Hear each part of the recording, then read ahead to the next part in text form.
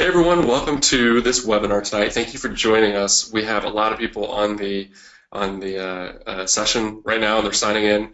Thank you so much for attending. It's going to be a packed house tonight. We already have over about 250 people.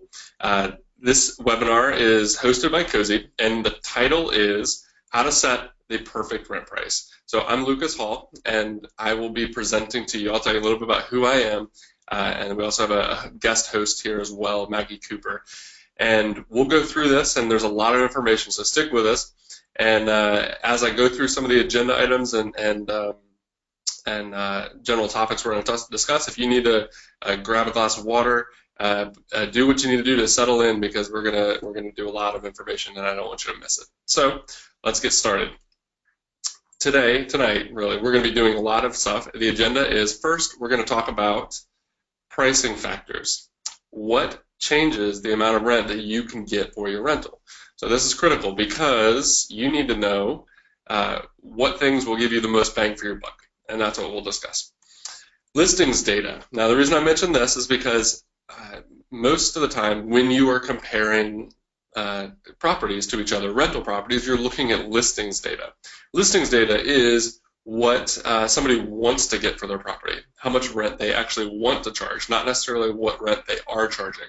So this is other landlords who are listing their property and saying, I want to get $2,000 a month, but in reality, they maybe only have a property that's worth $1,600 a month. So listings data is valuable, but it's not the end all. And it's a challenge because in regular real estate sales where you're selling property, when you do comparables, it's actually real sales, right? I mean, that's what realtors look at, is they look at actual sales in the last 6 or 12 months. Well, with rentals, they don't do that. So we'll talk about why, and we'll talk about how to solve that. Next, we're going to talk about governments and how they play a role in your ability to collect X number of dollars for rent and what the rules are. And we're going to talk about how you can resource or outreach and use professionals as a resource to setting your rent price. And then lastly, we're going to talk about actual rent values and how you can find that and how you can figure out if that's going to change what you charge. We never like to leave a presentation without giving you a ton of resources, so we'll talk about a few extra things that are just free that you can look into and learn about. And then we'll do a big Q&A session at the end. So if you have questions, go ahead and either type them in now, or as we go through the presentation, type them in that little Q&A box that's on the right-hand side of your GoToWebinar control panel, and we'll get those, and my co-host will be moderating those as we go through, and then at the end we'll have a session and review those questions in the order in which they were received. So again, ask questions that are pertinent to a larger audience, pertinent to what we're talking about, and I'm not a lawyer, so it's worth mentioning that that I can't give legal advice, but I can certainly give you practical good advice. So, who am I? I'm Lucas Hall. I'm a project management professional. That's just an easy way to say that I can handle projects and get things done. Mainly in the tech field is where I built my career, but on the side I would build. I built a rental portfolio. I am the head of industry relations at Cozy, and Cozy, we'll get into Cozy in a minute, but we make software for landlords. In addition to all that, I've been a landlord for 11 years. I have 5 properties in 3 states with about 17 or 18 tenants, give or take, what time of year it is. And I used to be an IT consultant for the Department of Defense. I used to help them implement some of the largest IT implementations that we've ever seen in the United States. And I also founded a little website called Landlordology. So I know almost a third of everyone in attendance tonight is from Landlordology. Thank you for coming. Thank you for supporting this. I hope I can teach you something tonight, and we have a great, thriving community over there. So if you're just an attendee from Cozy, that's great. It's awesome, and you're going to learn a lot. But also go check out Landlordology, because it's the education division of Cozy. So next we have Maggie Cooper, who is my co-host tonight, and I'll let Maggie introduce herself. Thanks, Lucas. Hi, everyone. My name is Maggie Cooper, and I'm Cozy's Customer Success Manager. So I work primarily with Cozy's new customers to help them get started with the tool. So I'm excited to help out with questions today, and I'm looking forward to this wonderful presentation we have lined up. Thanks, Maggie. She is so helpful. She runs the show here. Okay, so let me tell you a little bit about Cozy. Cozy is sponsoring this event tonight. We are providing this free educational seminar just as a service. It's our way to give back, and we do that in a variety of different ways. So what Cozy mainly does is we have 4 core services. One is we provide marketing, online marketing, listings, beautiful portfolio of properties that you can syndicate out elsewhere, and that way if you have a vacancy or you have a rental property that you want to get out there for people to see, you can use Cozy to market that property. Next, when people find your place, find your listing, they can actually apply right online through Cozy, and they can also attach screening reports, which are credit reports and background checks, and they're full detailed reports, and that gets tied in with the application. It makes it really easy for you to understand who these people are and if they're qualified. And then next, once you find somebody that you really like, when you're looking for a tenant, you can then roll them into online rent payments, and then they can start paying directly through their bank account, through a credit card, through a debit card, whatever, and they can actually set up online rent payments, and the money just shows up in your account. It's super easy and incredibly useful, and I do it personally with all my properties as well. But then lastly, we don't just give you the tools, we actually teach you how to do some of the things that you need to learn to be profitable and ethical and just run a better rental business. So whether you have 1 property or 100, you can learn how to run those effectively through Landlordology, which is our free education site. So we like to think that we'll teach you how to be an excellent landlord and run an excellent business, but we'll also give you the tools to do it for free. And so again, all of this is 100% free for you as the landlord and property manager. We do make money, so we make money on credit reports and background checks, and that is paid by the tenant when they apply. So the majority of our revenue comes from that, and we make enough on that that we can give away everything else for free. And again, all these core services are free for landlords, and then there's optional things that if you want, you can purchase, but you don't have to. So again, I mentioned Landlordology. This is just a screenshot of the homepage. Go check it out at landlordology.com. You can learn about your state laws. You can learn about best practices in the industry. You can learn about late fees. You can learn about lead paint. You can learn about everything you need to know, and it's constantly growing. So it serves about 4 million people a year, which is astronomical. So let's get on to the meat and potatoes of this presentation. So how to set the perfect rent price. So key, and I'm excited to tell you because I've struggled through this for years until I figured out a good process and a good formula. So I'm going to share that with you tonight. First and foremost, what we're looking for is your Goldilocks price, and you want the price that's not too high or not too low, right? I mean, or not too hot or not too cold, like Goldilocks. And so that perfect rent price is going to fluctuate over the years, but you need to know roughly about what your place can command with all of the different factors that play into that. So let's talk about what happens if you are priced too high. Well, the simple answer is it takes you a whole lot longer to find a tenant. And why is that bad?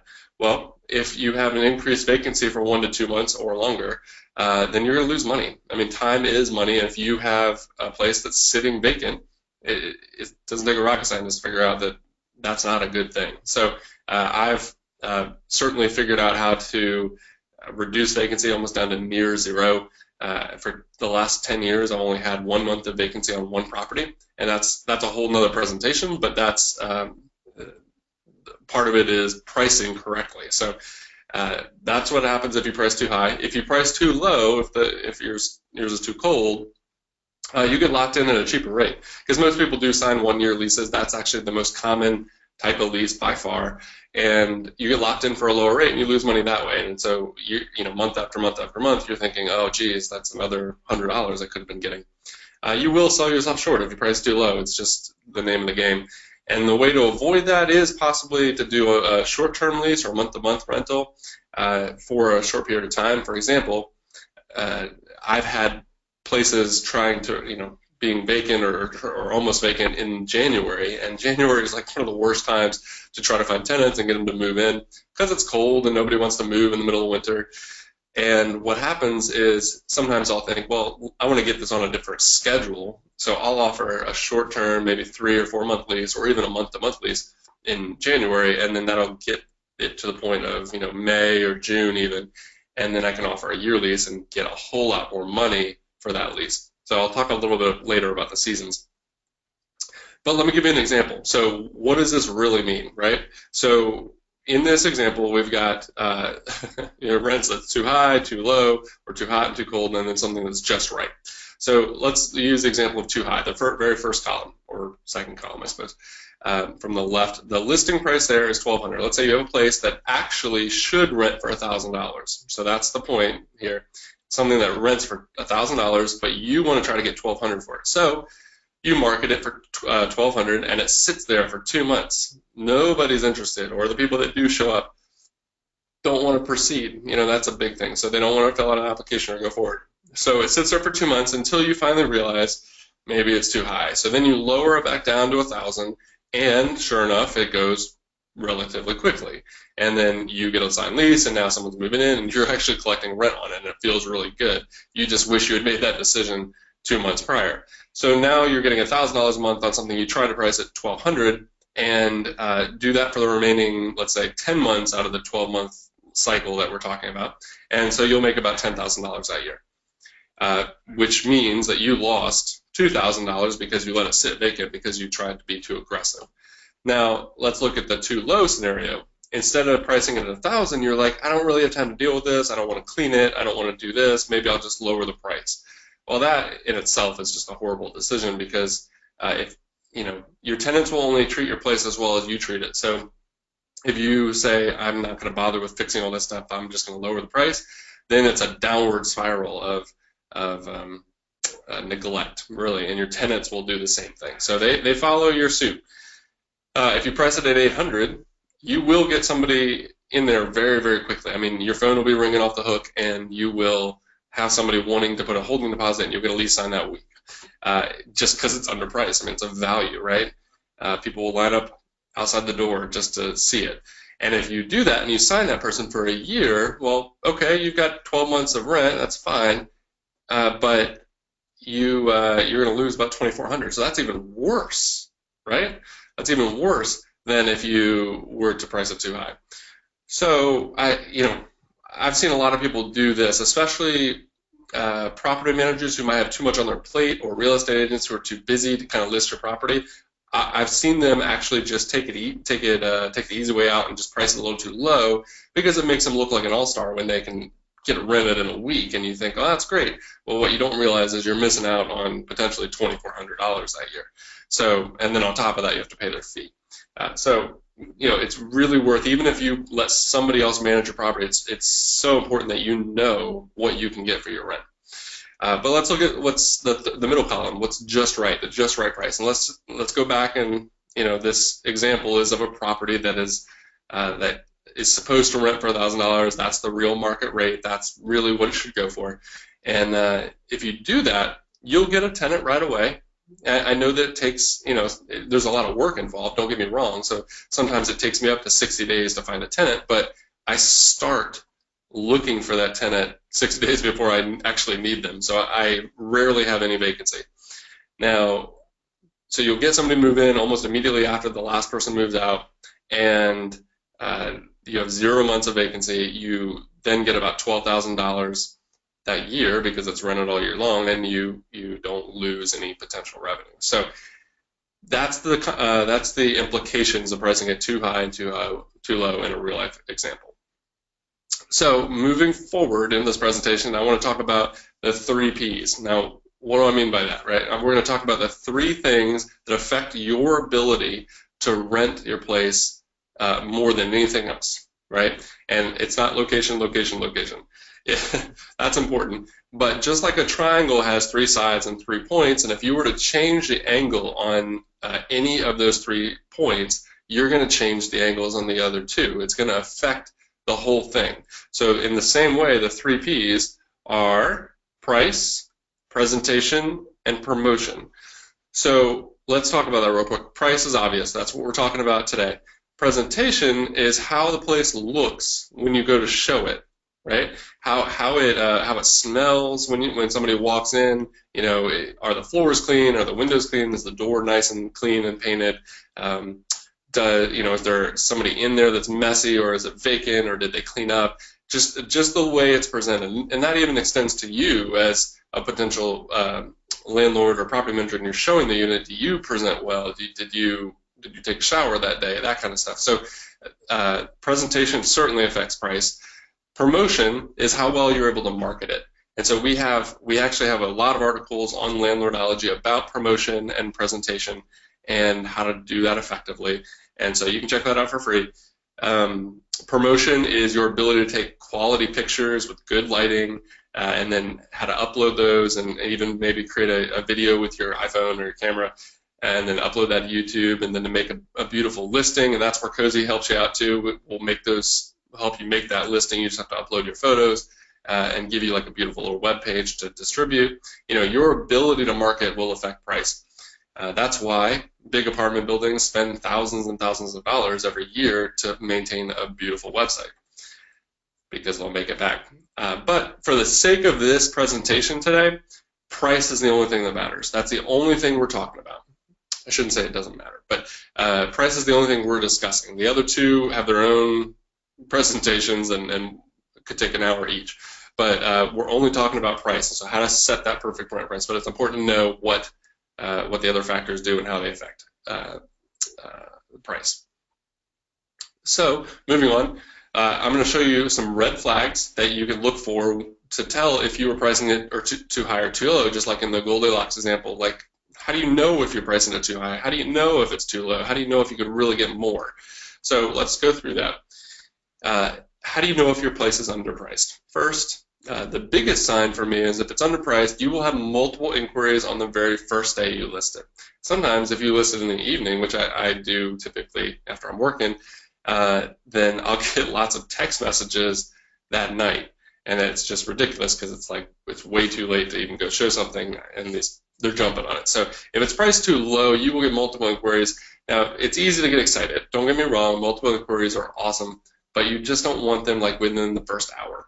That just tells me that it's a steal, right? Like, people think they're getting a steal, and if that means you could probably get some more money for it. If lots of people want to pressure you into giving you a holding deposit. Now, again, I never want to turn away money. If they want to give me a holding deposit, that's awesome. But if there's like 6 people like wanting to throw cash in my direction because it's that good of a deal, then you're missing out on money, because you don't want it to be that good of a deal. You want it to be just right. You want it to maximize the amount of revenue you get. You don't want to make it a steal. So you will find a tenant. You just don't want it to be a bargain.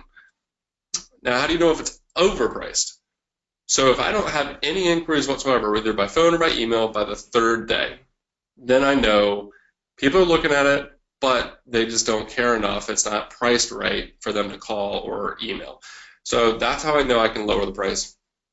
If I have inquiries but no showings, so people are calling, I'm talking to them, or I'm emailing, and then they never get back to me. Or they say they're going to show up, and then they never do. So they're just not that interested because the price isn't right. And then number 3, if they do show up, and I do go through all that effort, and this happens, unfortunately they just say, it's just okay. Which means that your promotion and your presentation doesn't really match your price. So maybe if it were cleaned up, maybe it would be, you could get that money. So don't get me wrong, you're certainly going to have some people that do show up, and they're also looking at a bunch of other places, and that's what they choose somebody else. But if this happens over and over and over again, then you're priced too high. So let's go on to pricing tips. Generally speaking, I don't like round numbers when it comes to rent prices. So a round number like $1,200 for rent, it's nice and it rolls off the tongue, but it's that whole like 99-cent model, right? It's like, that's still $1, but you don't think it's $1. And so if I can price it at $11.95, then I'm still getting roughly $1,200 a month, and the tenant feels like they're getting less. So I think that's awesome. And honestly, there's lots of studies that show that works. The biggest reason why you want to kind of stay away from round numbers or just be on the cusp of it, right below, is most searching sites or most listing sites that tenants use have some sort of a drop-down menu, and they say, you know, where do you want to search, or how do you want to search, like up to $1,200 or up to $11.99, and then if they're searching in that bracket, or they might just type in 1200, and you're at 1200 or you're at 1201 or whatever, you're going to miss an entire group of people trying to search for your place. So that's why I like to be just on the cusp, but as high as I can go. So generally speaking, I like, 11.99 or 11.97 or 11.95. So right in there, whatever you think is best for you, but kind of on the cusp. And then next, do not include utilities with the rent price.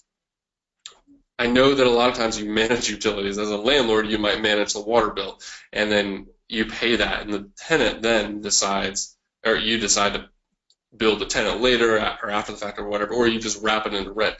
But when you are trying to market your place and you build in the cost of utilities into your rent, your place is going to show a lot more expensive than it really is. So, for example, if you're priced at $1,200, but that's including a $100 water bill that you add in every month, then all of a sudden you're going to be compared to other properties that don't have utilities included, and they're going to look a lot nicer.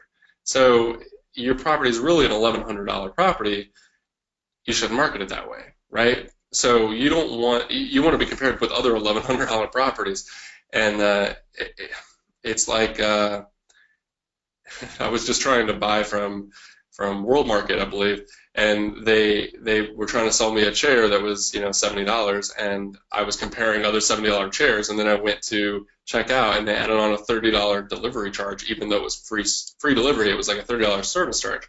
So all of a sudden I'm buying a $90 chair, but I'm actually still comparing it with or a $100 chair, but I'm still comparing it with $70 chairs, and I just said forget them, because I don't like the way they do that, and it wasn't the value of the chair was no longer necessary or useful. So it's the same way with utilities. So even if you do manage it, the tips you can do here is that you either you do include them with rent, which is going to change the way your pricing is structured, or you can add it in later. So you could tell them, hey, listen, I'm going to manage everything. I'm just going to bill you one flat fee later, like every single month, and you can use it unlimitedly. Or you can add up the total of every utility bill that you get that they're responsible for, and then bill them separately for it. So you may send them one line item that's like $29, and another one for the cable that's $60 or whatever. And you can do all of that through Cozy. You can add in all those charges, but personally, what I like, if I have to manage utilities, I will just manage utilities and then tell them, hey, rent is $1,200, but it's also a $200 utility fee for everything, right, for whatever I want to include. So I make a list, if it's electric, water, or whatever, and tell them, hey, but you still have to get cable. But come up with some flat number and make them agree to it. Also, check your state laws. You can do that at Landlordology, because sometimes they don't let you do that. They don't let you do flat utility fees. It has to be prorated by square footage. But generally speaking, you can come up with an agreement with your tenant. If they're okay with it, and they put it in the lease. So I hope that helps. If you have more questions about utilities, feel free to ask it in the box. Moving on to pricing factors. So let's discuss some of the biggest, maybe the major and the minor things that affect what you can charge for your rent. So before we get into how you can figure that out, let's talk about the factors that play into it. So the major factors are, first and foremost, what type of property is it? Is it a multifamily? Is it a single family? What is it? Because if it's a multifamily, they're going to expect certain things, and if it's a single family, they won't. They might expect a fenced-in backyard or land that they can farm on or whatever. So there's certain value assigned to each one. Next is number of bedrooms, number of bathrooms, square footage, and location and proximity. These are the big five, okay? So these, above all others, affect what you can charge.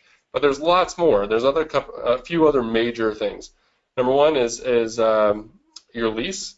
The type of lease you have, the lease length, like sometimes always, I think, a fixed term lease for a whole year, you can charge X dollars, but you can charge a lot more if you do a month-to-month lease, because a month-to-month lease typically has more value to a tenant. They can get out of it whenever they need to.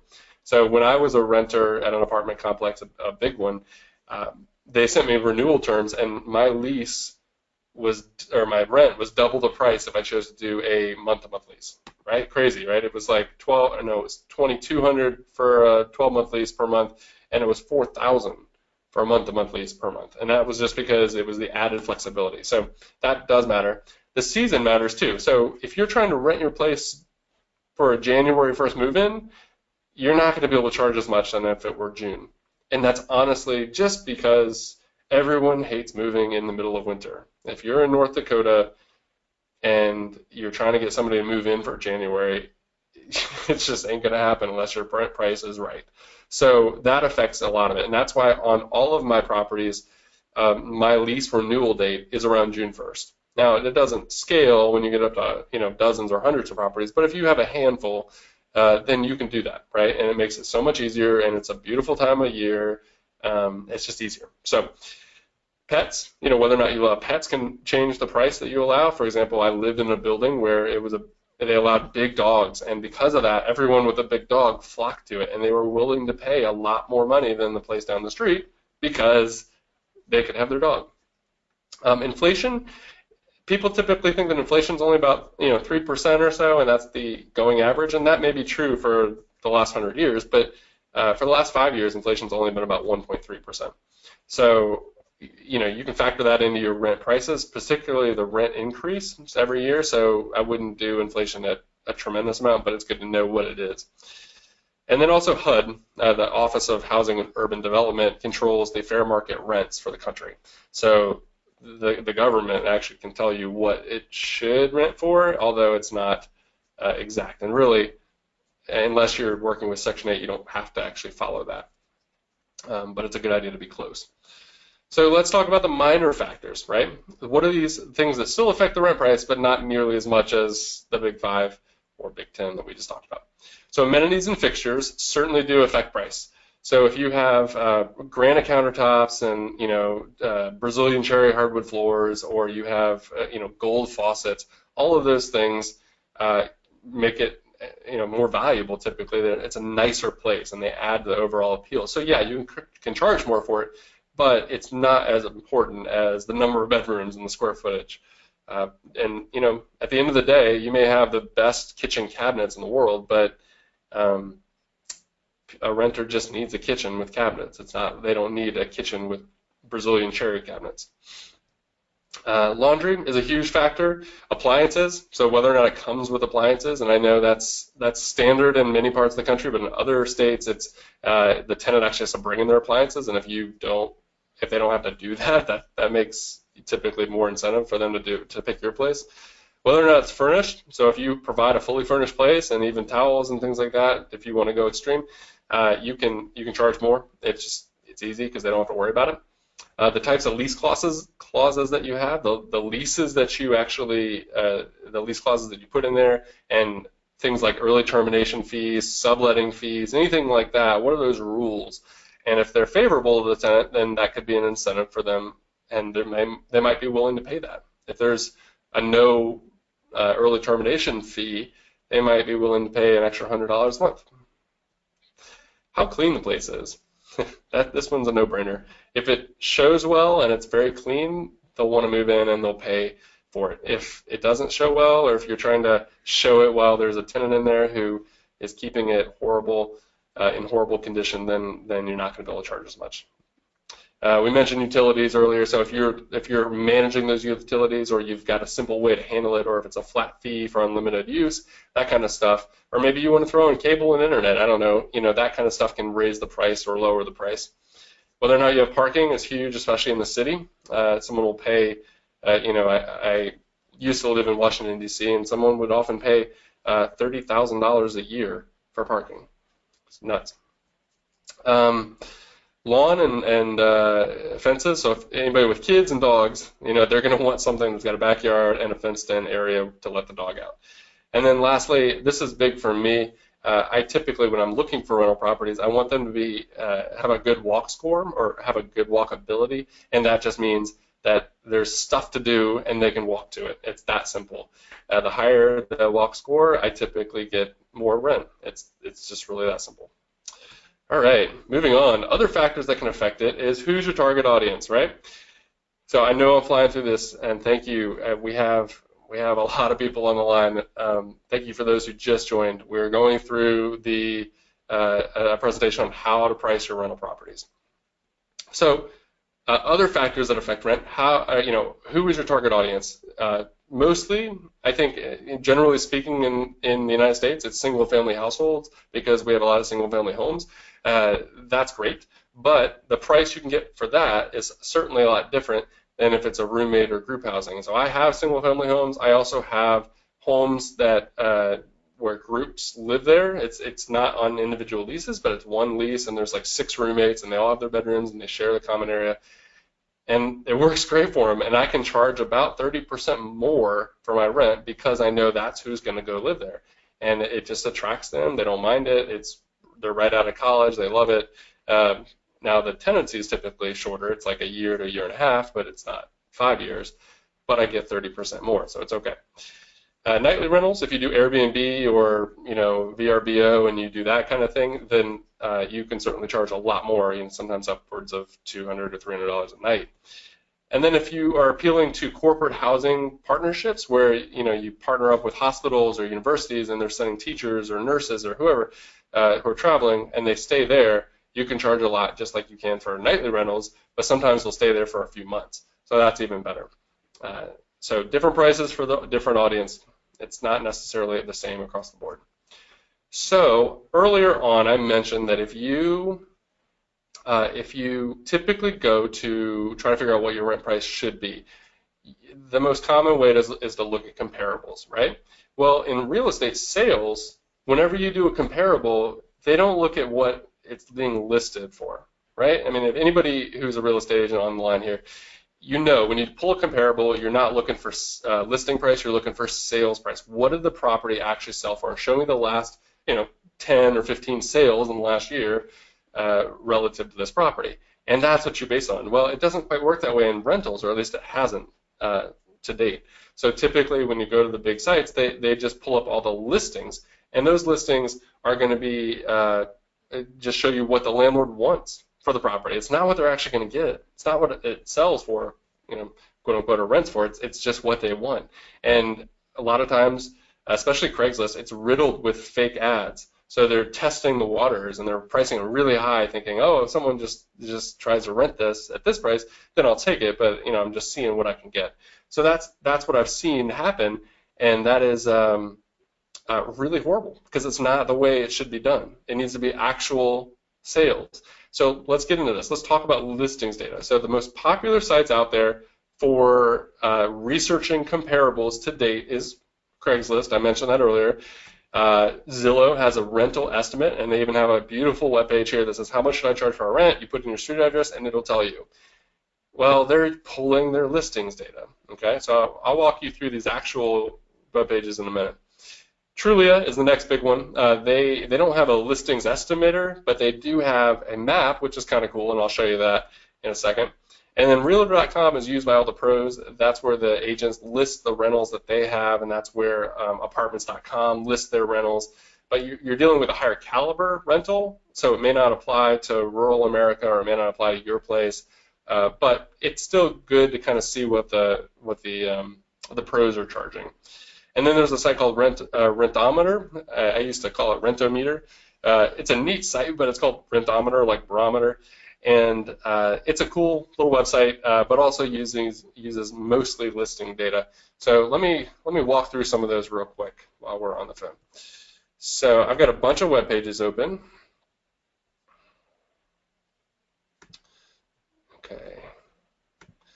So if you're interested, here, this URL, which is going to be in the presentation, which you'll get to, this is a list of all the historical inflation rates. I mentioned that earlier. You can see here that it's about 2.5% currently.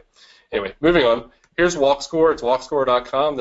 I mentioned this earlier. This is where you can type in an address and see what your score is. If I were to pull one open, this is a really neat thing. I actually use WalkScore. I advertise WalkScore in my listings. I say what the walk score is if it's good. So in this case, I typed in this particular address, and it has a walk score of 97 out of 100. So that's incredible. And that would tell a tenant that I could that this is an amazing place and you could do all your shopping and restaurants and stuff from my place. Moving on, back to Craigslist. What I do when I'm searching through Craigslist to find comparables, I would actually go to the housing and apartment section for rent. I would actually just look at what's out there. And again, this is listing data, so it's not as good as actual data, but it's still good. So I look at this, and on the left-hand side, you'll see, let's say, show me everything in 2 miles from 97210, which is a place in Portland. The place is a 2-bedroom and a 2-bath is what I'm trying to compare to, and then I can just say update search. And pardon how slow it goes sometimes. It's because we're broadcasting. So here's a great example. There's a lot of properties that came up. I mean, 285. So I can start narrowing it down.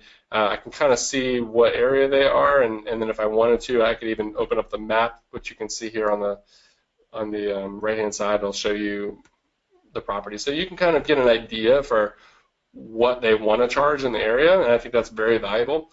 If you want to really use Craigslist to its full extent, you could be that dirty, rotten scoundrel who puts up an ad for $5,000 and just testing the waters if you want to. I think it's helpful, but it's going to hurt the tenants because they're going to apply, and then all of a sudden you don't really have a place that you want to rent. You're just testing the waters. So, but it serves its purpose if you want to go that far. Okay, next, moving on from Craigslist, is Zillow. So again, here's that webpage I showed you.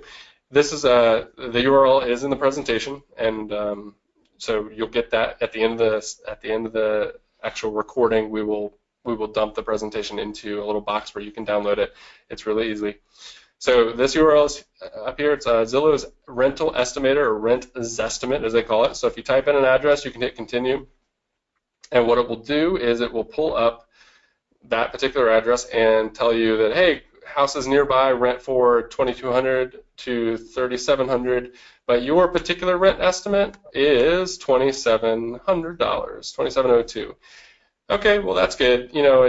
I'm not sure how they're getting that number. I think it's all through listings and some public data, but that's based on all the information in their database.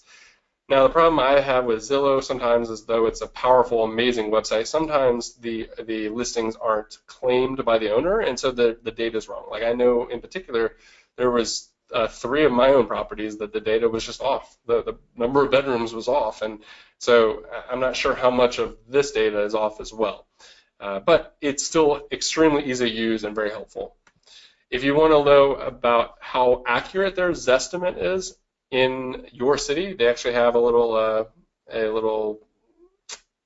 coverage table, and you can see the major cities. Like some of the bigger cities are more accurate, but let's take Boston for example here. This is right on Zillow's website. So only within 20% of the rent price, there's only about 70% or 68% of their listings are actually within 20% of the real price. So that means 30% or 32% is even worse than 20%. So not so great in Boston, but if you look at Charlotte, North Carolina, they have a much higher success rate. So it depends on your city is the answer. Moving on to Trulia. Trulia also has these cool little market overviews. I love these things because you not only see the sales price, which is useful, but for me, rentals, they give you the overall for a particular area, like Portland. Well, if I wanted to look at Portland in detail, I could actually scroll in or zoom in here to the same area. This is a neighborhood inside Portland that we just searched for. And inside here, it's all yellow, but if I scroll around, I kind of see that the median rental price per bedroom changes as I scroll around. So I can know within that area, they say it's $13.97 per bedroom. Again, they're basing it on their listing data, which has value, don't get me wrong, but I'm not sure that, it's not as good as accurate rental price data. So still, this has helped me in the past before. Really helpful to get started. So the next one is Realtor.com. And Realtor.com is very easy. Again, this is really where the pros list. Apartment companies will list here. Apartments.com will list here. Cozy's listings actually even syndicate here, which is fantastic, and that's free as well. And then if you're a broker or an agent, you'll put your stuff on the MLS, which will show up here. So if I'm searching Portland, Oregon, which is that area that we just looked at on the map, you'll see there's lots of different apartments. So it's really flooded with apartments. So it might be hard to find single-family homes comparable to yours, but you can filter that out if you want to look for apartments or single-family homes and just see kind of what's there. So again, I like this because it shows me what the pros think because they're listing it and they're professionals at this. Lastly, Rentometer, which is a neat little site. It's been around for years and was one of the first people to do this. If I search for this address, then it'll give you a little barometer for your rent. And they think that the average price is $23.50. That's what I should charge. And if I said I was charging $2,200, then I'm kind of right in there. But you can go through and you can look at some of the other properties and see what they're charging as well. Again, almost like 75–80% of all of their data is based on listings data, what somebody wants to rent for, not what they're actually getting. So that's the only downside. But again, in all of their defenses, it's very hard to find actual rent data. Okay, moving on. Again, if you have questions on any of the tools we just reviewed right now, feel free to ask them in the question box and we will tally them and get them answered towards the end. So, moving forward, I want to talk about the government, how it plays into your rent pricing. So, mostly, if you're dealing with Section 8 tenants, this is going to apply to you. And if you aren't dealing with Section 8 tenants, it's really good to be aware of, but it's not going to be something that you have to follow by law. So governments, mainly the Office of the Housing and Urban Development Department, or just Office of Housing and Urban Development, HUD, sets the fair market rents. So that fair market rent for nationwide, and it's by county even or by area, really applies to Section 8 housing, and that's the Housing Choice Voucher program. And so that is based on the income of the tenant. So they basically say, and now this is a very simple explanation, but they basically say, based on your income, you pay X dollars and then we'll cover the rest. So it also, the government then goes and says, well, you can't charge too much money because we're paying half the bill or 70% of the bill. So they regulate what you can charge. And it's kind of like saying, like I need a new car, so I go into a dealership and say, hey, listen, I want to buy a Land Rover, but I've only got $10,000, so make it happen, and that's kind of what's happening here, where the price is regulated by the income level, not necessarily the other way around, not the value of the property itself. So that's one of the downsides of that program. But if you are in Section 8, you do have to follow these rules, and so there are some links in there. I can show you them in a web browser in a second. But also, you need to talk to your local housing authority. So locally, like in Portland or other major cities, they usually do have housing departments that do control the fair market rent price, and that might fluctuate a little bit from the national numbers. So let's go take a look. Here we are. Here is the fair market rent documentation for Oregon, and you can see here what these various counties or metropolitan areas go for. This is the average fair market rent for 1 bedroom and 2 bedroom and 3 bedroom and 4 bedroom, and again, this link is in there. I'll show you that, and you can search by your county or state or zip code or whatever, and it'll pull it up. And then going back to the presentation, the other two governments that really regulate that kind of stuff is the Defense Travel Management Office and GSA, the General Services Administration. So both of these are a little different in the fact that here into the Defense Travel Management Office, you can type in, what year it is, what zip code you want, and then the pay grade for the defense person. It's not necessarily defense, but the government employee, where they kind of fit, if they're a private in the military, or if they're an officer or a general or whatnot. And these, if you're in the military, you know what these mean, but if you're not, you may not. But so we'll just say E1. That's a private. That's the base level entry. And basically, it's saying that a private in Portland, Oregon, can expect to get a monthly allowance from the government to pay for housing of $1,923 for if they have dependents, if they have kids or a spouse. It's only $1,500 if they don't. So if you were trying to attract military or government employees, you are near a military base or something like that, you can go to this site and figure out, well, how much are they getting, right? You can look at that and say they have $1,500 to spend on housing, anything extra they have to make up themselves. So this is helpful if you are near a military base or you are on a base or whatever, you've got housing. Next is the GSA per diem rates, and if anybody's traveled for the government, they know what this is. This is GSA has a website where you can type in the current year and a zip code, and you can find the rate, and you can find out how much the government will reimburse a traveling person for every night that they spend. So if they go to Portland, Oregon, they could spend $169, or at least they'll get $169 for lodging. And so there's usually like a food per diem as well.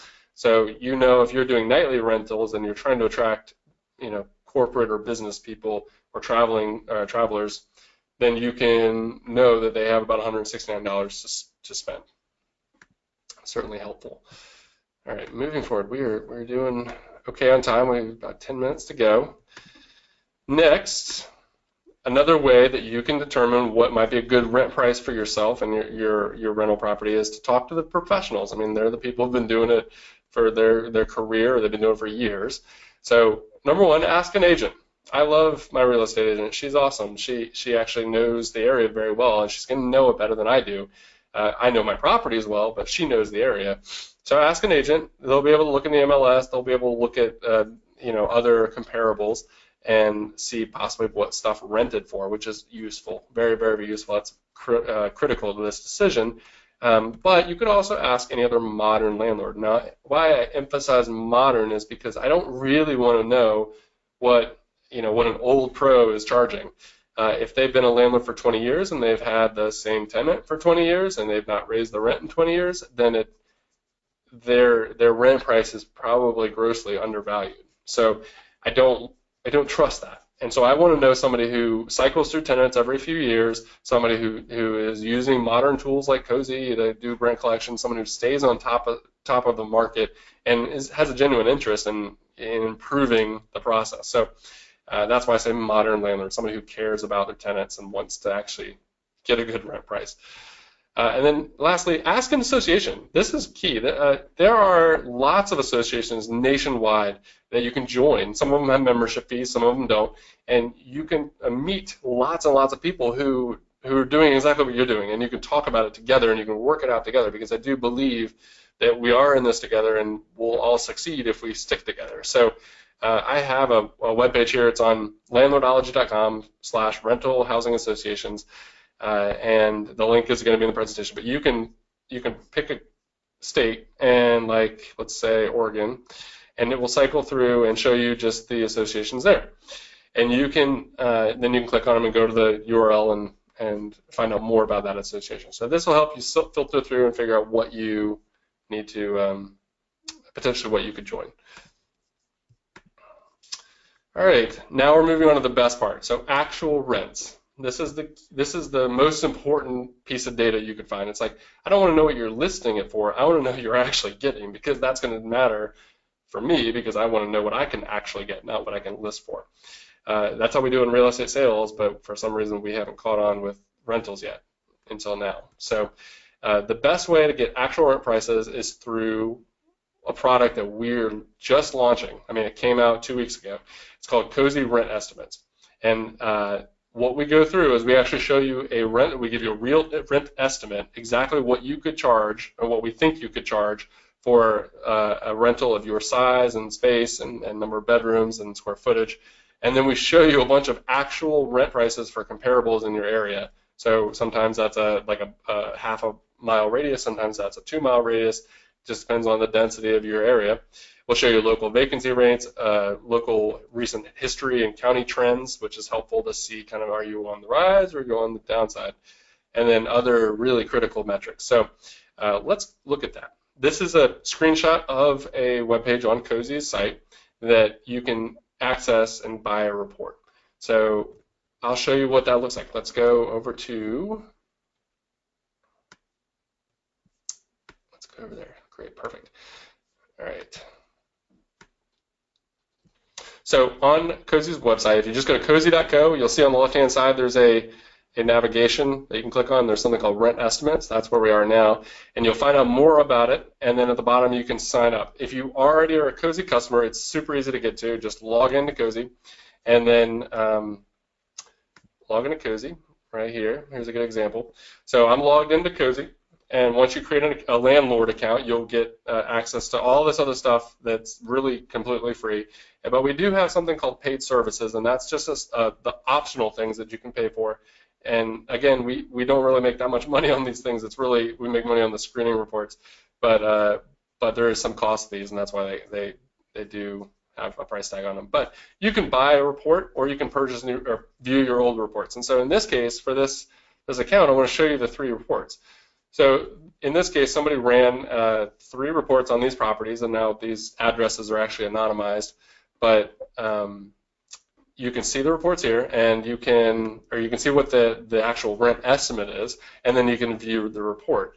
Now, when you click on any one of these view reports, I'm going to show you a sample so that you get an idea, because this is actually someone's anonymized account, but that one part's not anonymized. We don't give out private information. So here, this is an example of a rental estimate report that you will get from Cozy, and it has a tremendous amount of data, more data than you got through Zillow or Truly or wherever, but it's accurate, and I'll prove it to you. So in this case, here's this apartment, and first and foremost, we'll show you some rental benchmarks, and there's a big gold bar here, which is what we think is the realistic number of what you could actually charge. We're not pulling your chain. This is exactly what we think based on real data that you'll get. So that is called our rent estimate.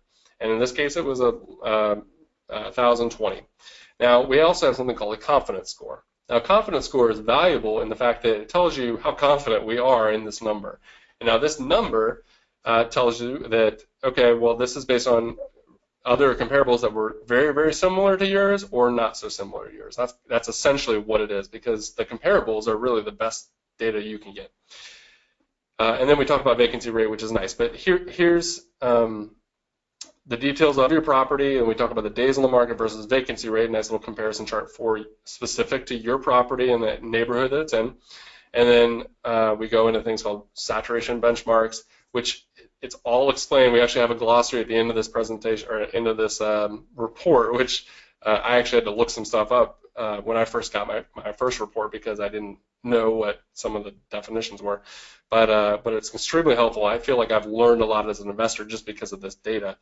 And so here we go through comparable for rent properties. And so here's 10 examples of similar properties within a very short or very small radius of this property that I'm searching for. So I know, and you can actually figure this out based on the address. You can go look at those properties if you want to. You could drive by them and see what they're getting. And as we go down, there's additional trends. There's based on 1 bedrooms, 2 bedrooms, 3 bedrooms, and 4 bedrooms, and then we go through the means or the median housing rates in the area that you search. So it's helpful. By far, the most important piece of data on here is actually the rent estimate and then the comparables, which you find on the second page. But this data is really hard to find, and we actually partner with a company called Rent Range, which by far has the leading set of data out there based on actual rent prices. So we've been able to work with them and partner with them to build this report in a way that we thought was actually helpful instead of what was just currently out there. So essentially, introducing, business intelligence for landlords. It's something that's never really been done before. So you'll finally have all the data you need to make accurate decisions. So if you wanted to buy one or purchase one, log into your Cozy account. As I mentioned before, you can do that from, you can sign up on cozy.co. That's cozy.co. And then once you go in, you can click on paid services and click purchase report. All you have to do is either enter in one of your existing properties, for example. And again, pardon the bandwidth, it gets a little slow with the video recording. But I can pick a property that I currently have in Cozy, which it's great. It'll fill out all the information. Or I could create a new property and add in my address and start from scratch. And then, and then pay for it. And it just shows up and it's saved within Cozy. You can download it, you can do whatever you want with it or share it. It'll be there forever, and you can look it up. And it's something that I actually do once a year. So I've got all my reports now, and I plan on checking it at least once a year. So let's get back to the presentation. In summary, here we have the Cozy Rent Estimates. It's a new product we launched. It's something that is now changing the way I am pricing my rentals. I used to use all those other listing tools, but now I'm actually using real data. So here is a comparison. I decided to put my money where my mouth was, and what I did was I took my 5 properties, so my actual addresses on my rental properties, and I know what I'm getting for them. So the first column is actual rent. So let me blow this up for you. First column is actual rent. That's in red. That's what I'm actually getting for my rent. And I've fine-tuned that number for many, many years. So I kind of know that I'm going to get within about $50 of this number every time, and I raise it accordingly over the years. But I pulled Cozy rent estimates for each of these, and that's what was in the third column. And then I have Zillow and Rentometer. And these are the actual numbers for those properties. So as you can see, the ones that are in green are the ones that were closest to the actual rent amount that I was getting. So Cozy wins 4 out of 5, and these are real properties. These are my properties, so I know them like the back of my hand. And in property number 1, in that case, you can look at it, and it's interesting to see what the lower amounts were. It's interesting to see for property number 2. Cozy came closest. For property number 3, let me make this a little smaller so I can see it. Property number 3, it looks like Cozy was the closest by far. And then where's the other example here? Oh yeah, property number 5. Like, look at Rentometer. I mean, I would love to get $4,000 for that, but it just ain't gonna happen. And Zillow happened to be the most accurate on that one, but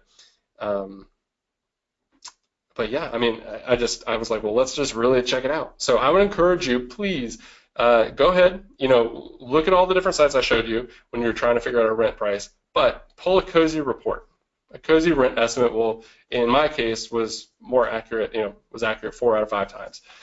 For you, it could be the same, and it could mean thousands of dollars. I mean, we look back at the beginning, the very first couple slides here, we talked about rent price and what the Goldilocks price is, and I'll show you that here. Let's pull that open again.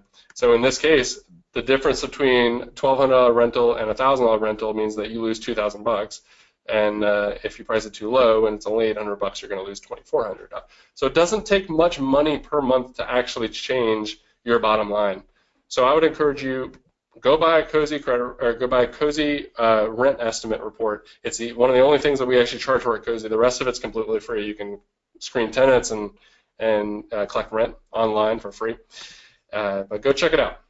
So before we get on to Q&A, I want to show you some other resources. So again, Landlordology has a tremendous amount on it, and it's also completely free. So we have state law regulations. We have a directory of just tools that we think are awesome, so it's worth checking out. We have definitive landlord guides to help you through rent collection, tenant screening, pricing your rental, things like that. Guides you can download and read through. They're big, and they have a lot of information in them. We have a lot of articles as well, and a podcast you can listen to. So if you like to go to the gym or do lots of driving, you can listen to Q&A on Landlordology as well. Lastly, again, we're from Cozy. Cozy is free property management software. It's modern software. It's used by over 100,000 property managers and landlords nationwide, and we process over $500 million in rent every single year.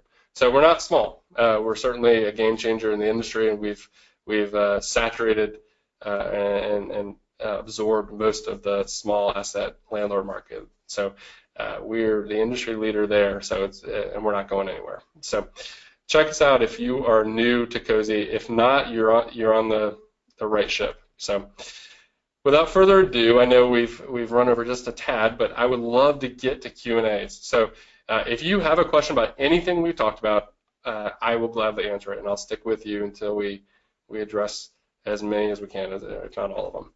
So I have Maggie here. She's going to help moderate. So she's been watching as questions have been coming in, and she will answer, or she will ask the questions, and then we'll move forward. So Maggie, take it away. All right. So I first want to preface by thanking everyone for all their awesome questions.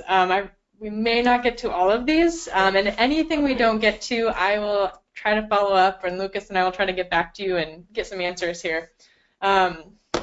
We first had a good question early on in the presentation. It was when we were talking about pricing it too low, and when you get so many inquiries, what do you do? So you price your rental too low, you have 30 leads, within 12 hours. Do you raise your price? What do you do from there? I've had that problem. So you have so many people interested that you're like, oh shoot, now it's too low, and I've got all these people on the line. And if you really think it's too low, then you can just raise your price. And I would say, you're not obligated to do anything else. It's not considered a bait and switch yet. So you haven't taken any money or anything. So I suggest, in that case, just apologize profusely and just say, I'm so sorry, like it was just a typo on the number. The rent price is actually, or you don't even have to say it's typo if it wasn't a typo, but just say the rent price is not this, it's actually this. I understand if you don't want to apply or check it out, but I'd love to still talk to you. You can do that, absolutely. The other thing you can do is you can screen them and you can proceed, but I wouldn't take any money from them, or I wouldn't do a credit report or background check unless you know that they know what the real price is. And so you can talk to them and say, hey, listen, I've had a ton of interest, and as such, I'm just raising the price. I realize it's undervalued. I'm new at this or whatever. And just say, are you willing to pay this? And just give them the option. So don't ask them if it's okay to raise the price, just do it. And then if they say no, then let them move on, and you risk losing them, but that's okay. That's their choice. You haven't committed anything. You haven't taken money yet. So that's what I would do. That's a hard lesson to learn, but hopefully you learn it once, and then you figure it out. From that point on, it's priced around what it should be. So good question. Thank you. All right. We've had a couple of questions about factors that influence rent pricing, specifically the quality of the rental. So if you've updated your unit and now you have all these great countertops, great renovations that do increase the renter's lifestyle, how much of an impact does that have? Does it really increase the rent? I know you mentioned that as a minor factor, but do you have any guidelines on kind of dollar values and what to think about that? Well, okay. So yes, the big things are like granite countertops and hardwood floors and stainless steel appliances and all the things that really make a house look better when it goes up for sale also makes a house look better when it's up for rent. So you are going to attract a higher quality tenant if you have a nicer product, and as such, you're going to be able to command more money for it. So that's, I think it's good to have those things, and in fact, I try to produce a high quality product on all my rentals, so I spend the extra money, do the extra things, put in stainless appliances where I can. I mean, some landlords would tell me I'm crazy for putting in a stainless steel fridge for tenants, but I look at them and I say, well, I choose really good tenants who choose to respect the property, and I don't have the problems that you do. So, I do go that far because at the end of the day, I can find ways to get a stainless steel fridge for $800, like a good one, new at a warehouse or something, whereas he might be paying $800 for a white fridge. So there's things you can do. Yes, I think that if you have the amenities, you'll be able to charge more, but at the end of the day, as I mentioned earlier, a tenant isn't going to care if your kitchen cabinets are like the rarest of Brazilian hardwoods. I mean, they just aren't. They're still only going to pay the market rate for it.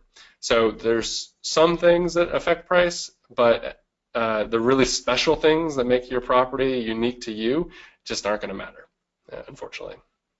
Good question. All right. Here's a question about cozy rent estimates, asking about the difference between Zillow and Redfin. I know we talked about that a little bit, but if you go into a little more detail there? Yeah, Redfin? Mm-hmm. Yeah, Redfin's a great site. I actually like Redfin a lot for lots of different parts of the United States. I think that their search tool is really fantastic. So I didn't cover Redfin here from a rental perspective, but from a sale perspective, it's really great. The difference between Zillow and Redfin, I really only know it from a sales perspective. So I like Redfin in some parts of the country, but I do know for a fact that many parts of the country Redfin doesn't cover. So when I was looking at Eagle County, Colorado, as a place for a rental property, I couldn't get that on Redfin. So I could only get that on Zillow. So there are some coverage distances or coverage differentiators there. Other than that, I mean, they're both fantastic, great sites, and so I would check them both and decide for yourself. So sorry, that was kind of a lame answer. That's the real one.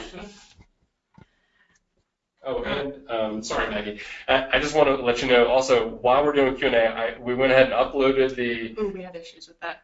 But we will be sending the presentation out. Okay, I just tried to upload it now. Okay, so if you can get it, it's in the little handout box, but if not, we'll send it out as well in an email. Thanks. All right. Here's a question about the impact of public transit. You talked a little bit about walkability. Is that the same for public transit, like being close to a bus line, max line? Yes, so much so. So public transportation is key. So I try to buy rentals that are close to a metro stop or a like a High Line or a light rail or something like that in big cities. So that's certainly one of the biggest parts of or forms of public transportation. Now buses are great too. So if you don't have a metro system, then buses are next in line. But I think there's kind of a, generally speaking, there's a wage gap between buses and other forms of transportation. So it may change how much you can rent if you're only on a bus line. That sounded horrible, I'm so sorry. But anyway, the bottom line is public transportation is always going to help you, always. So if you can be near public transportation, if you can put your rent or buy a rental that's near that, you're going to be able to command more money because you're reaching a larger pool. And the simple answer is that if you are able to find tenants who don't have to buy a car or have a car payment, they're going to have more money for rent. And so they're willing to pay a little bit more to be closer in or have an easy transportation solution. So yes, I think it's the best thing since sliced bread. So stick with it and look for a place with the most transportation options. We've had a couple questions from property managers and landlords who either have come into owning a rental and the rent prices are kind of the old school landlord price, so maybe 10, 15 years out of date.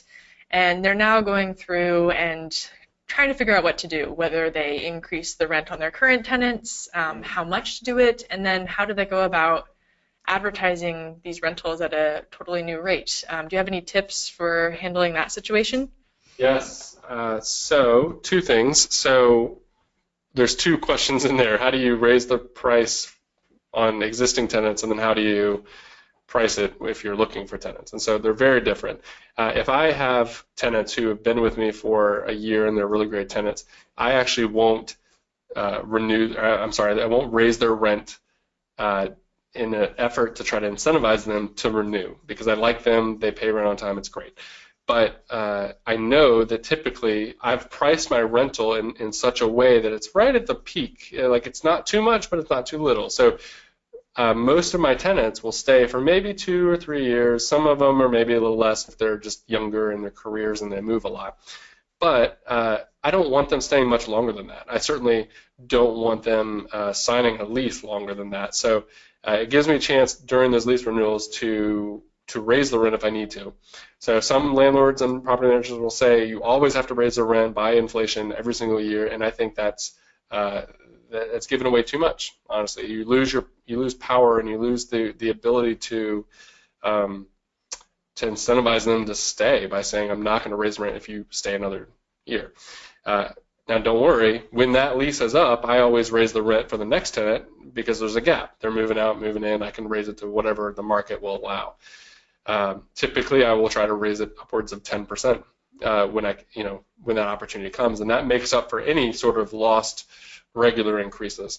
And now the downside is if you got somebody in there for 10 years, you better be raising the rent every single year, or at least signing your leases and then raising it every year as you go along. So if you do have somebody in there, an existing tenant, and they're in a fixed lease, then you can't raise the rent during that lease. But when that lease is over, then you can raise the rent. And some states do have laws on how much you can raise the rent. So I know California is a big one. They do have very specific laws, and many states do. So check out landlordology / state-laws, the state laws page, and it'll tell you exactly how much your state allows in terms of the percentage you can raise. So good question. Hope I answered it. All right, here's a question. Someone has an older duplex and was thinking of adding quarterly inspections of HVAC, filter replacements, etc., to make sure the issues don't show up again. Is that common, and does that appeal to renters? Yes. So the more maintenance you can do, that is going to appeal to tenants. However, with the younger tenants, they aren't even going to know that you need to inspect an HVAC. It's not even on their radar. So the fact that you throw that in isn't going to matter much. Now, if you're dealing with tenants who have owned property or managed property before, then they know that that's something that needs to happen, and so they're going to see value in that offering. But for a good portion, I think upwards of 35% of the tenant population in the country, they just aren't going to care. So yeah, it matters, but look at again who your audience is, who your target audience, and try to give them things that are going to matter to them. So in the case of younger tenants, maybe below the age of 30, I'd say, I would, if you want to incentivize them or offer something that makes your place better than the neighbors, consider doing free Wi-Fi. That's always a good thing. But then, as a tip, make sure that you add them as authorized users on the account, that so they can call in their help tickets and they don't have to bug you. But think about your target audience. So. All right, we had a couple questions about renting to roommates versus renting to family. Okay. So can you talk a little bit about first how you would know? You had a slide there that had just determining your market. So how do you know if you're going to be renting to like a roommate situation or to a family beforehand?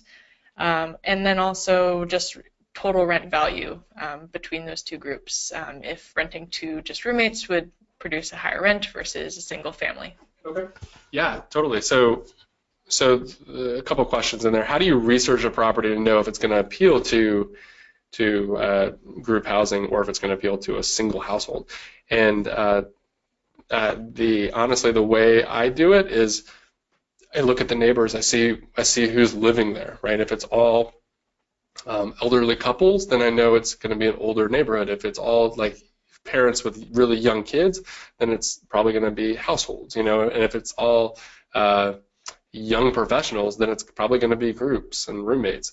So even if you're not sure what your neighborhood is like or what the potential neighborhood is going to be like, you can determine who's going to apply by where you price it.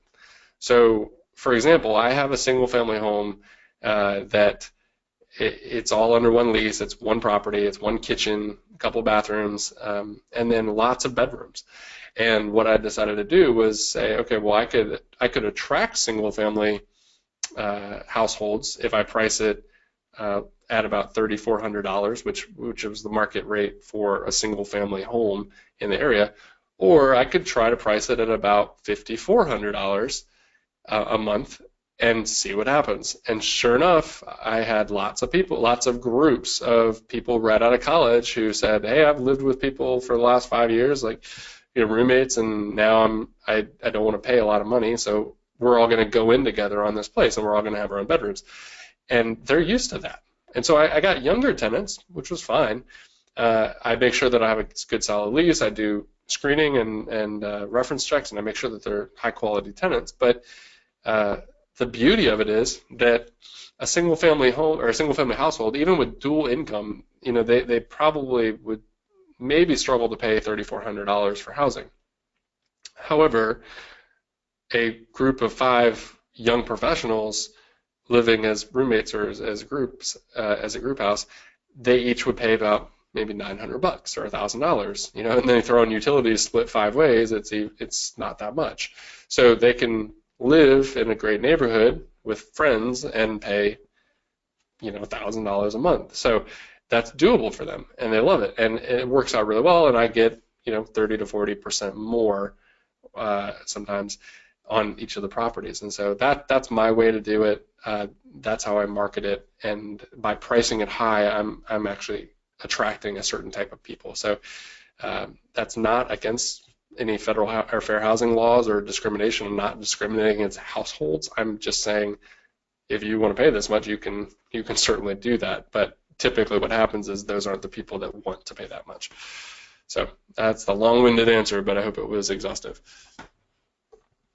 Yeah, and while I pull up our next question, do you, for those roommate houses, do you do the single lease or do you do individual lease for each roommate? Yeah, single lease, absolutely. So I don't want to mess around with rooms, like leases for rooms, for bedrooms. That's just, unless I'm living there and I'm house hacking and I'm actually managing the property and I'm, if I were single, didn't have family, like I could do that. But otherwise, I'd have a single lease. They're all joint and severally liable, and they're all under one lease, and they're all paying rent through Cozy, and they're all paying their portion, and it works great, and it's all tracked together. So each one of them is still responsible under the lease. So it's one single lease. We've had a few questions about the Cozy rent estimate reports. You mentioned that it provides actual rent data. Can you talk a little bit more about that? Yes, sure. So what we've done and how we partnered with RentRange, which is the data provider, is that they do partner with other software tools as well. And so they're pulling real rent prices. So I know that's hard to believe, but they're pulling real rent prices in the highest percentage of the data that I've seen across the board on any of the other products. So like Zillow doesn't really know what you're what you're actually getting for rent. I mean, they've got a great algorithm for listings, and it's helpful. But RentRange was able to figure out what people are actually getting in rent, and that's from feedback and from data integrations with a lot of other different softwares and product companies. And so we said, well, let's try to leverage that. Let's try to bring that data to the masses and help them get a better estimate. So we're offering that data through Cozy, and it's really simple and streamlined. So RentRange still does take into effect and take into account listings data for sure. They would be unwise not to, because it is valuable, but they throw in a good high percentage of actual rent data, and it makes it, in my opinion, more accurate. I mean, with my 5 properties, 4 of them were more accurate through the Cozy estimate. Awesome. Here's a question about balancing your rent portfolio. Okay. So we had talked a little bit about how units and duplexes and multifamily homes, those all have different impact on total rent. Mm-hmm. Do you have suggestions on whether you should invest primarily in single-family homes or duplex, or what makes sense? What's your thoughts there? You're asking the hard questions. So the short answer is it's different for everyone. So there is more to investing in properties than just which produces the highest rent amount. So, I was speaking with a radio host last week, and he is just, he says commercial real estate is the way to go for everybody. And I had to kind of argue with him, and it's not, because commercial real estate can be very difficult. But, I think with multifamily and single family, here's the general rule. So multifamily will produce more rent simply because there's more units. Right? It's kind of the same principle as what I was talking about with group housing, because there's more people dumping into the rent, and there's more quote-unquote units, even though they're not under different lease, they're still different bedrooms. It's going to produce more than a single household.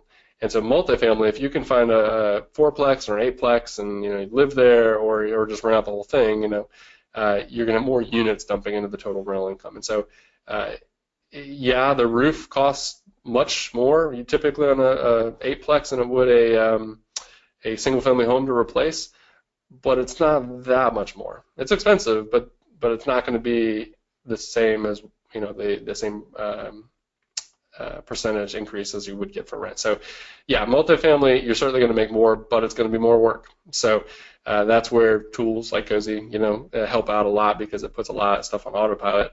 But you're going to have a bigger property to manage. You're going to have a more expensive property manager if you do choose to hire one. So I like single-family homes because I can do them myself very easily, and multifamily properties just take more work. So. All right, so a few logistical questions. We have some folks asking about the recording, the presentation file. Yeah. So just maybe talk about how we'll be following up with people. Okay. Well, great. So the recording, we started recording about 5 minutes into the presentation, so a little bit got cut off, but we will certainly post that to YouTube, and we will share the whole presentation in an email following up in the next 24 hours. So we're going to do some video editing and pulling together some information and like your email addresses, and we'll get that out there. So yeah, we'll put it all out there. Thank you for attending. I mean, we had over almost 500 people show up, and so this was a lot of fun. But we'll get it all out there in the next 24 hours. Maggie, were there any other questions? Well, gosh, we've got a lot of questions. So if you need to hop off and continue your evening, we will love to talk to you later. Thanks for joining, but let's get to a couple more questions that I thought were particularly good. Here's a question from, let's see, I'm not doing names. You talking about property managers as a resource for available rent rates. So kind of talking to local experts and then just walking and visiting properties. What are your thoughts there?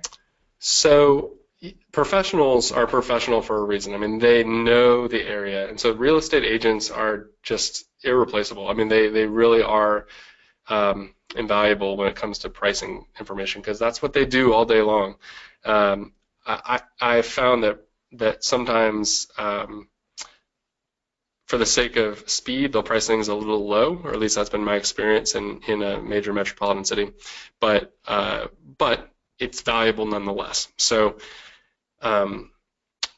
talk to real estate agents. If you don't have a real estate agent, you can talk to a professional property manager. They can either be the same brokerage, or they sometimes just run their own shop, and they don't do sales, but they just do rentals. Those people know a lot.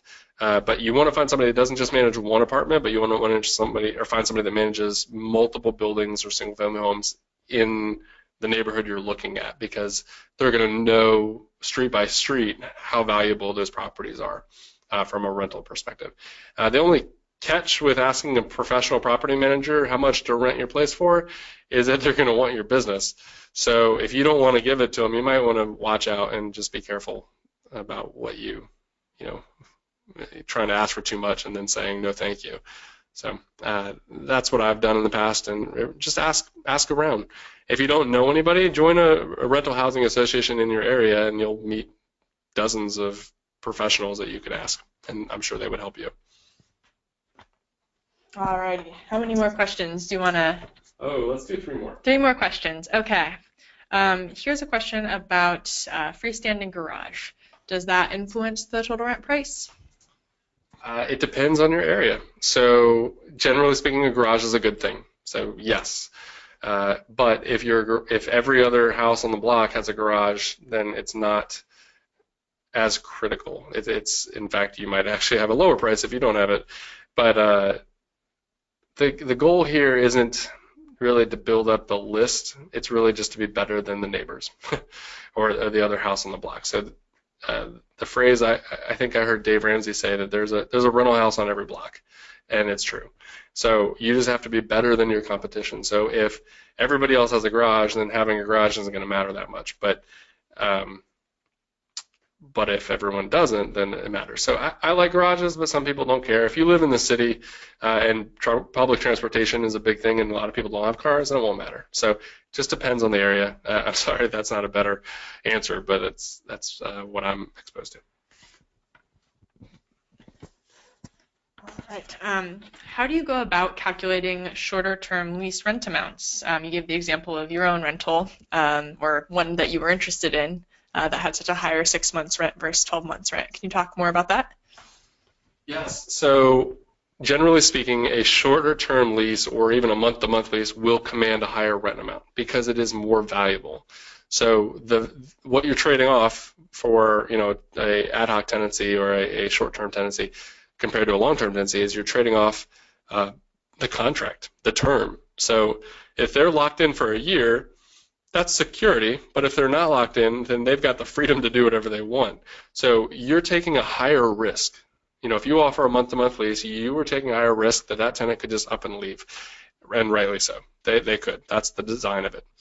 Now, in order to compensate you for that higher risk, you need to charge more money. That's the best way to do it. And that's why month-to-month leases typically go for more.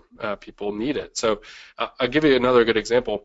I do year-long leases on most of my properties, especially the group homes or the roommate houses, and they're fine with that. But occasionally, one of them, one of the 5 roommates needs to leave. They get a job in a different city or whatever. They need to leave, and so we have a subletting clause where I say, listen, you can go find a replacement. It's that easy, and I'll just swap you out, and I'll do a little like a one-time subletting charge for my time, but we'll just swap you out, and then you'll get taken off the lease, or you can sublet.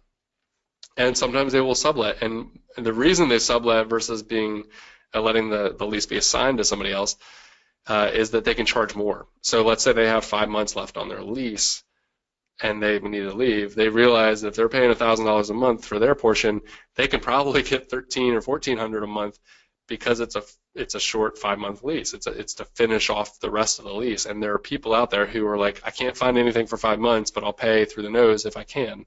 And that's what happens. So that's just the general principle. You do have to feel it out for yourself. And I think that the prices that you see on most of the sites that I mentioned are going to reflect a year-long lease, because that is the common term, and that's what most people are getting. All right. Final question, and just wanted to say, anyone who had a question that we did not get to answer, I'll go ahead and follow up by email and send you some resources to help. But the final verbal question we'll ask is to talk a little bit more about factoring HOA fees, pest control fees, utility bills into rent. You mentioned that maybe we should do it separately from rent, but if you could talk more about that. Okay. So essentially, I'll just talk about how to handle utilities or fees with other things. So there are a couple things that a landlord or an owner or a property manager always has to pay, right? Or is on the hook for, like the water bill. The owner is always on the hook for that, even if you pass the fee along. You're still ultimately responsible. HOA fees, property taxes, insurance, all of these things, you're on the hook for, and your tenant could care less. I mean, really, like, it's not their problem. So I was talking with a landlord last January, and she was saying, I need to raise my rent because my taxes went up. And I said, well, are you in a fixed-term lease? And, do you have a fixed-term lease with your tenant? And she says, yes. And I said, well, then you can't do it. She's like, but my taxes went up. And I said, well, that's not his problem. It's your problem. It's your taxes. The government's not going to go after your tenant if the taxes don't get paid. So the best thing to do, and here are some options. Well, let me review the options. Here are the options. One, you can just have the tenant pay for all the utilities themselves. It's that simple. You'd say, I'll take care of the taxes, I'll take care of all the stuff that I'm really on the hook for. But you go pay the water bill, you go pay the electric bill, you go pay the gas bill, whatever, and make them sign up for accounts with all of these companies. I like to do that because it puts the onus on them and they're responsible.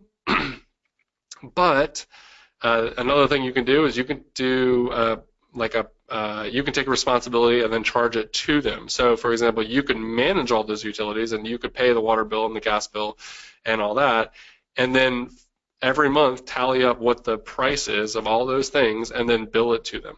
And you can do that in Cozy, where you can just add in a charge of, let's say the total was $300 or whatever you wanted, or however you wanted to split it up, you could do that.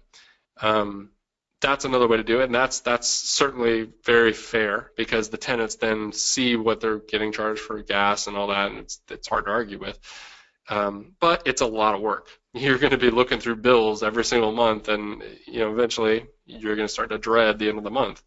So the other thing which you can do if you want to, and I've done this a couple times, especially with some of my multifamily, I set up a fixed flat rate for utilities and even cable if I'm offering it.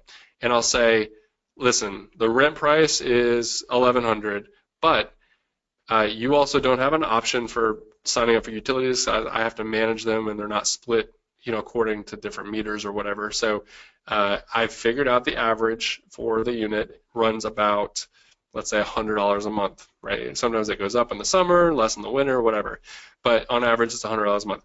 So let's agree on a flat fixed price, and that'll just be your general utility fee that'll cover everything from cable to internet to, water or power or whatever you want to put in there. And then they just say, okay, well, I can use unlimited resources here, and that's just my fee. So they like that because they know what to expect and they can budget for it. It doesn't go up or down. And then when the lease is over, then you can renegotiate that price. But I've done that with a lot of success. Now, it's worth noting that in some states and counties, they require you to split it up accordingly. So by square footage, if it's a multifamily property, so if you have 4 units, you need to split that water bill accordingly to the square footage of each unit. But if that's not a law in your state, then you can negotiate a fixed rate. And if the tenant agrees to it, then you're good to go. So that's how I handle it. I never actually want to include the rent price or include the utilities in the rent price where it's like, oh, it's $1,300 including utilities, because then my place all of a sudden looks so much more expensive on the listing sites, and a tenant is going to see that there's this other place that might be just the same as mine, but it's only $1,100, and then they're not going to call me. So that's why I don't group them together. Okay. Well, it sounds like that's it, or at least the ones we're going to get to. I know it's about a half an hour over, so thank you for sticking with us. We still have hundreds of people on the line here, and it has been so fun. Really great questions. Again, we recorded this, and if you need to reach out to any of us, just feel free to respond via email. You'll get something from us tomorrow, and it'll have all the links in it with the presentation. So again, thanks again, everyone, and thank you for your time. Happy landlording.